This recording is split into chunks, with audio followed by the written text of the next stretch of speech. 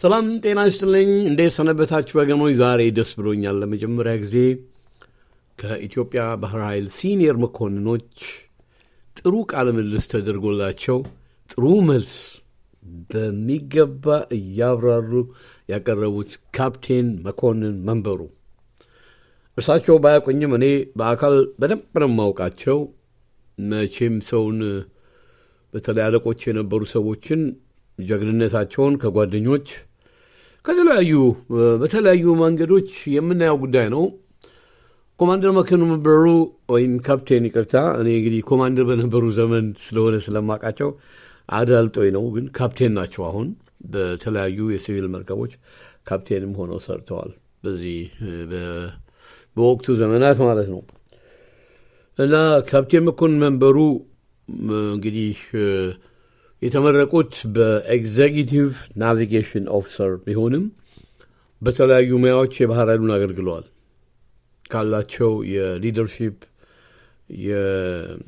የሊደርሺፕ ብቃት ይመስለኛል እኔ ሳስበው። ለምን ዳይቪንግ ኮማንዶ ያዙ ነበር። የዳይቪንግ ኮማንዶዎች ወይም ባህር ጠለቅ ኮማንዶ ዋና አዛዥ ሆኖ ሰርተዋል። ከዛ በኋላ የባህር ኃይሉን የሙዚቃ ክፍልም እንደዚሁ። እንደውም በእርሳቸው ጊዜ ጥሩ ደረጃ እየደረሱ ነበር። ምክንያቱም የሙዚቀኞችን ጥያቄያቸውን በመመለስና ደፋር ናቸው። እኔ እውነቴን ነው የምላችሁ፣ ፕሬዝዳንት መንግስቱ ራሳቸው ጉብኝት ሲያደርጉ እንደ ጓደኛ እያናገሩ ነበር ስለ ዳይቪንግ ኮማንዶ ሲያስረዷቸው የነበረው። እና ሌላው ያው የተማሩበትን የናቪጌሽን ኤግዜኪቲቭ ኦፊሰርነት እስከ መጨረሻው የምድረ ነክ ጦር መርከብ ዋና አዛዥ ሆነው ሁሉ ሰርተዋል በተለያዩ ሙያዎች። ይሄ እንዲህ አይነት ብቃት፣ የሊደርሺፕ ብቃት ወገኖች በጣም ወሳኝ ነው። ደፋር ደግሞ ከሆነ ሰራዊቱም ያከብረዋል። ለዛም ነው አሁን የዳይቪንግ ኮማንዶ አባሎች ለኮማንደር ይቅርታ፣ አሁንም ለካፕቴን መኮንን መንበሩ ያላቸው አክብሮት ልዩ ነው።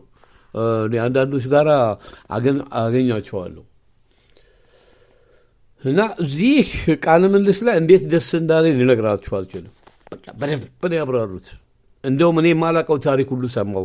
በቀዳማዊ ኃይለ ሥላሴ ዘመን የነበሩ እኔ እስካሁን ድረስ የማውቀው ሱዳኖችና የመኖች ይሰለጥኑ ነበርኩ። እኔም የየመን ዳይቪንግ ኮማንዶ 20 ሰው መጥቶ አረቦች ዳይቪንግ ኮማንዶ ከባድ ነው። እስከ 40 ሜትር ጥልቀት ነው የሚማሩት ባህር ላይ እና ይከብዳቸዋል። 2 ብቻ መመረቃቸውን አስታውሳለሁ። እና በአፍሪካ ሀገራት ብዙዎች የባህር ኃይል ኮሌጅ ውስጥ የተማሩትን በደንብ ሲያብራሩ ነበር። እኔ ብዙም የማብራራው ነገር የለኝም፣ ግን በፌስቡክ አካውንቴ ላይ ሼር አድርገዋለሁ።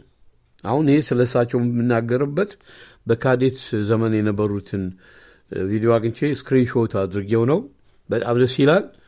እና ከዩቲዩብ ላይ ቀጥታ ወስጄ በፌስቡክ አካውንቴ ላይ የማስቀምጠው ከዚህ አሁን ከምናገርበት ቪዲዮ ቀጥሎ ከታች ያለው የእሳቸው ቃለ ምልልስ ነውና መላው የባህር ኃይል አባላትም እንድታዳምጡ ጋብዛለሁ። በእውነት በጣም ነው ደስ ያለኝ። በእውነት በቃ ይሄ ሌሎችም ሚዲያዎች ጠርተዋቸው ቃለ ምልልስ ቢያደርጉ የባህር ኃይሉን በቃ በደንብ አድርገው የሚገልጹ መኮንን በማግኘታችን ደስ ሊለን ይገባል።